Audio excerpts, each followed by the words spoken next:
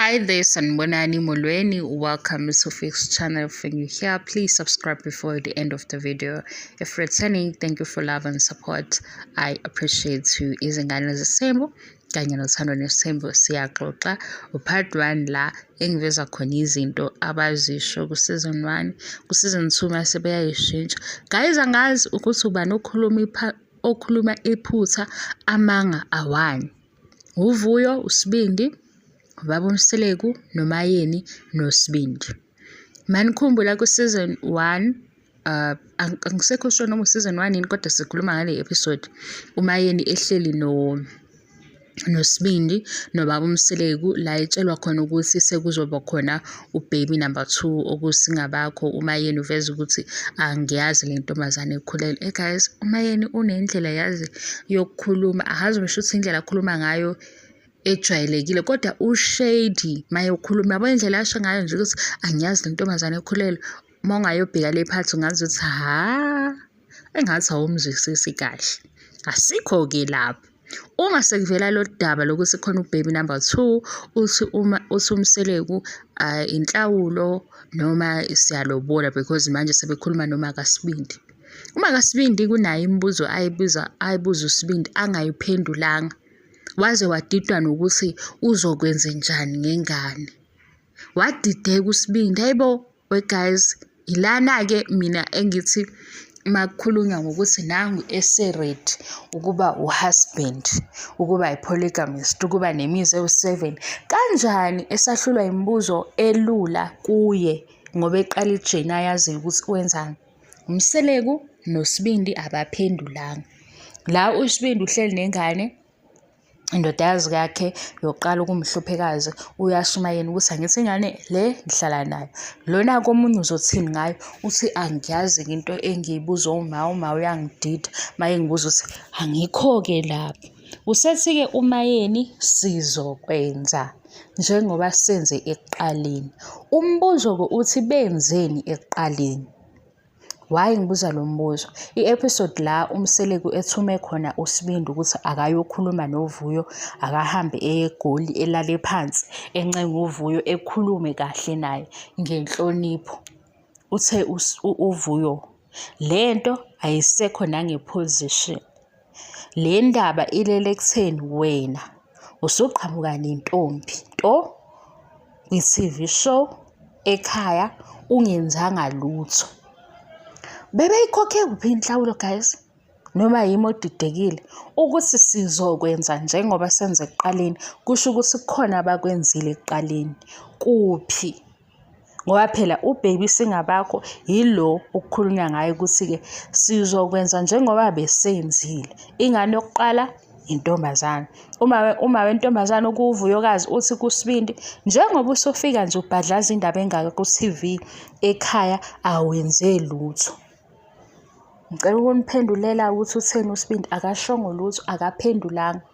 uSibindi futhi mayesebuya la eGoli eya kuMseleku somchazela ukuthi uhambe kanjani, bafikile kule phathi yokuthi uVuyo uthi 1 2 3 izinto ayibalayo nokuthi ekhaya awenzanga lutho ukubalile. uMseleku noSibindi bayidlulile leyo phathi. Mina bengithi ke kanti kenzakalani kodwa futhi kibuye kanje. Bathe baqhubeka la bagcine khona obaqhubeka benzokwenza njengasekuqaleni okusho ukuthi bayokhokhela uSingabakho. Mase uSingabakho esekhona sekuno season 2 kuvela ukuthi uVuyo uthi kubo akwenziwanga lutho. Manje ubani okhuluma iphutha ubani ke okhuluma iqiniso? Akuveli.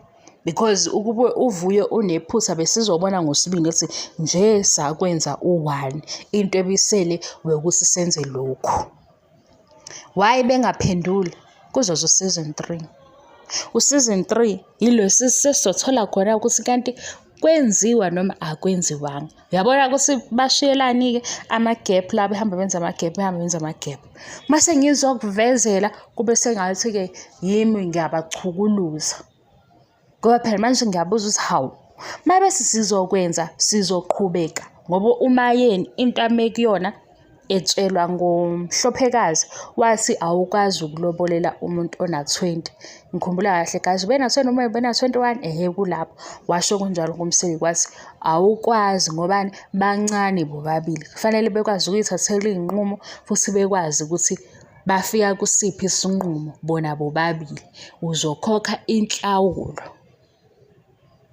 Usizini 5 lo wakuThandwa Nesithembu. Umayeni wayefake ivesti engathi peach esekhishini engena uMseleki. Washo-ke lapho uMseleki ukuthi kodwa iy'ntombi seziwu-2, lona omunye unengane. Wathi kodwa ngeke kusale onengane, okusho ukuthi ubesazi ukuthi ophambili uNompumelelo, uVuyo unumber 2. Wathi kodwa ngeke kusale onengane ukushada. Manje sekukhona uSingabakho. Singabakho kukhulunywa ukuthi-ke naye akakhokhelwe ama-damages because sebemkhokhelile unumber 1. UVuyo-ke uthi-ke mina ngibhorwa indaba yokuthi lapha ku-TV show usuqhamuka uthi uzoganwa intombi nto, uzothatha intombi nto, but ekhaya bakhulumelani-ke into engaphelele. Noma ukhona guys oweza ukuthi bayile bakhokha. Kusho ukuthi uVuyo obakhulumela iphutha manje. Upart 1 wezinto abayikhulumile zangaphela, wezinto abayikhulumile kuThandwa Nesithembu, kwizingane zesithembu eseyishintshile manje. Kodwa-ke buka-ke ukuthi benzani. Angithi ubonile ukuthi uThandwa Nesithembu nezingane zesithembu, izingane zesithembu benza uThandwa Nesithembu beqala phansi.